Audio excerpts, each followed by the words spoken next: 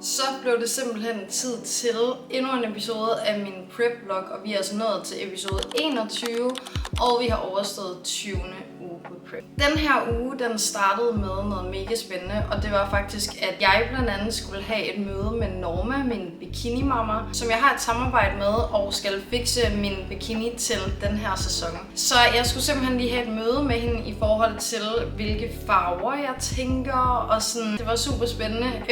Jeg tror, vi kom lidt ind på, hvad det skal være. I think the golden black with a bit of maybe brown, like this kind of topaz. Men jeg har alligevel givet hende så frie tøjler, så jeg ved ikke sådan rigtigt, hvad slutproduktet kommer til at være. Vi var inde på noget sådan lidt sort, guld, rød, orange. Basically alt nærmest. Så ja, det bliver meget spændende at se, hvad det er, hun ender med at få lavet til mig. Men en ting er sikkert, det er, at hun er pissegod til at lave de her bikinier, så jeg lægger al min lid til hende. Så fikser hun noget, som bare ser ret godt ud. Hun har jo lavet den her poseringsbikini til mig, som jeg allerede er fucking glad for, fordi det gør så meget i forhold til mine formopdateringer. Apropos mine formopdateringer, så lavede jeg sådan en lille sammenligning af, jeg ramte 58,8 på vægten igen, så jeg lavede et sammenligningsbillede af sidste gang, jeg vejede 58,8 på vægten, som jo var lige da vi så stoppede den her pre-prep, eller hvad man skal kalde den. Jeg regnede egentlig ikke med sådan rigtig at se noget sådan visuelt anderledes, men jeg tænkte, det kunne være lidt sjovt lige at sætte det op imod hinanden. At der så var så meget forskel, det kom alligevel ret meget bag på mig. Man kunne særligt se, at min fedtprocent faktisk var anderledes på de 58,8, jeg er på nu, versus da jeg var på dem inden min maintenance-periode her. Vi havde godt lige 1,5 måned i kalorieoverskud, og på den 1,5 måned, der gik vi også virkelig fucking til den. Jeg begyndte jo at træne med Daniel en gang om ugen. Vi kørte en masse hårde øvelser, hvor vi kørte minusrier, hvor jeg skulle køre partials osv. Så vi kløede virkelig på. Jeg trænede hårdere end nogensinde før. Jeg må bare sige, at jeg er virkelig fucking imponeret, hvad der er sket på den 1,5 måned. Når man tænker på, at det er så kort tid, så synes jeg virkelig, at man kan se forskel på de to billeder. Så det er jo bare mega nice. Og så glæder jeg mig faktisk allerede til en off-season igen, fordi nu har jeg bare lyst til at improve endnu mere. Udover at sammenligne og øve posering og hvad delene jeg ellers har lavet i den her uge, så har jeg selvfølgelig også haft arbejde. Jeg har ikke haft lige så meget fysisk PT på gulvet, fordi mange er på ferie lige nu. Men jeg har jo så skulle læse op til den her eksamen, så det har faktisk passet perfekt med, at folk er på ferie lige nu. Så jeg har lidt flere timer i kalenderen, fordi så har jeg fået læst op på en masse af de ting, jeg skal til eksamen i. Den her eksamen var jo noget, jeg fortalte om i sidste episode. Apropos sidste episode, så har jeg fået sindssygt mange beskeder i forhold til, om jeg ikke vil uddybe lidt, hvad jeg har gjort med min hud. Fordi I var mange, der var sådan, om du har lært om hud, og du har fået noget ud af det, så sådan, can you teach us? Det kan jeg, det bliver bare ikke lige i dag, fordi det er lidt sådan et større projekt, hvor jeg skal finde mine produkter frem og så videre. Og jeg er lidt tidspresset med den der eksamen. Så det er et under, hvis jeg overhovedet når for den her episode ud til normal tid i dag. Fordi jeg filmer den i dag, og skal klippe og redigere i dag.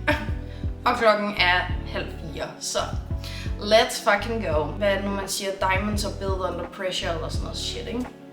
Ellers så var jeg i weekenden i Jylland med min svigerfamilie, og der havde jeg faktisk gjort sådan, så jeg havde preppet al min mad på forhånd, og det er normalvis egentlig ikke noget, jeg gør så meget, selvom jeg er på prep, fordi jeg kan ligesom få ting til at passe ind i det her sådan makro-hejs her. Men jeg kunne bare mærke på mig selv, at jeg kunne ikke lige magt at skulle stå med makro-tetris og få fiber til at gå op og få alle mine makronæringsstoffer til at gå op og alt muligt og risikere, at jeg gik og blev sulten, for det var lidt det, der var sket, da jeg var på besøg ved min familie i Svendborg. Så den her gang så havde jeg faktisk preppet alt min mad hjemmefra. Selvom det lige tog et par timer i køkkenet, så var jeg faktisk virkelig glad for, at jeg havde fået det gjort, for det gjorde bare, at jeg kunne fokusere på alt andet, for jeg vidste præcis, hvad jeg skulle have spist. Det hele var lavet i kasser på køl.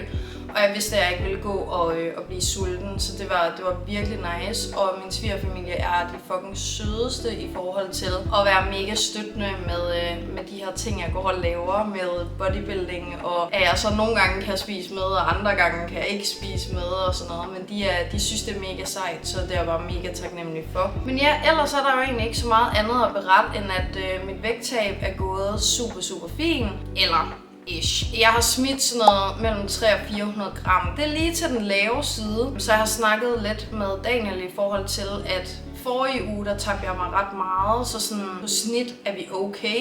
I forhold til, at måske sætter vi mig ned med 100 kalorier, fordi det er som om, det står lidt stille lige nu.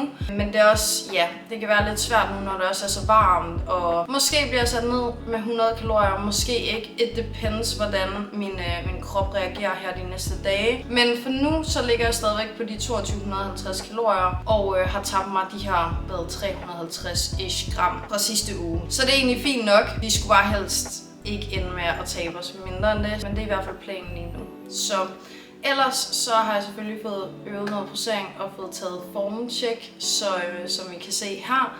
Og lige nu er jeg mega tilfreds med formen.